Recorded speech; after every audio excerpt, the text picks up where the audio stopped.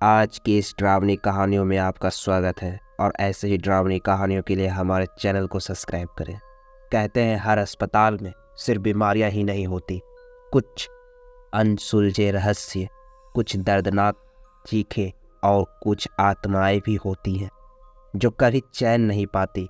आज मैं आपको सुनाने जा रहा हूँ एक ऐसी ही हॉस्पिटल की कहानी जहाँ हर रात एक खौफनाक साया मंडराता है, कर्ण पिचासनी का। ये कहानी एक पुराने सरकारी अस्पताल की है जो शहर के बाहर वीरान इलाके में स्थित था। अस्पताल के बारे में कहा जाता था कि वहाँ जाने के बाद लोग अक्सर अपनी आवाज़ खो देते हैं। डॉक्टरों ने इसे मानसिक दबाव का नाम दे दिया, लेकिन असलियत कुछ और ही थी। इस अस्पताल में एक नर्स थी, बेहद खूबसूरत, नाम था नलिनी। उसकी आवाज़ में एक अजीब सी कशिश थी। हर मरीज को उसकी आवाज़ सुनकर सुकून मिलता था। पर एक रात अस्पताल में एक भयानक हादसा हुआ।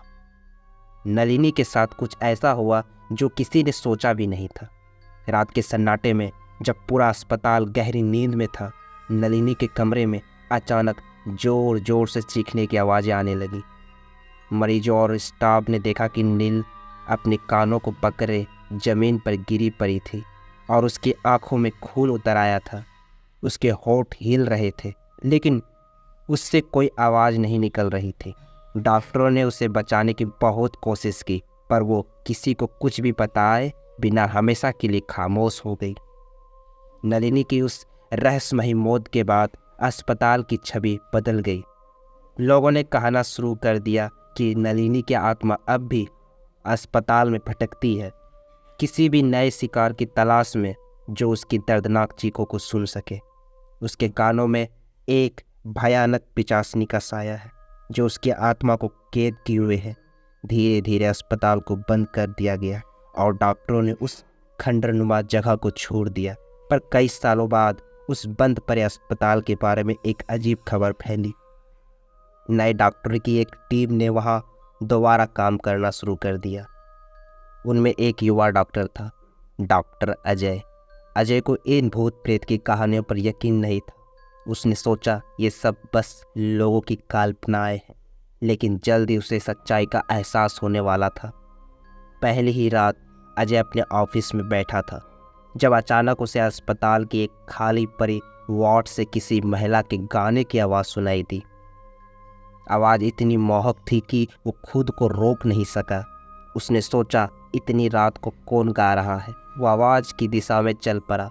वार्ड के दरवाजे पर पहुंचते ही आवाज़ बंद हो गई। अंदर का नज़ारा देखकर उसकी रीढ़ की हड्डी में सिहरन हो दौड़ गई।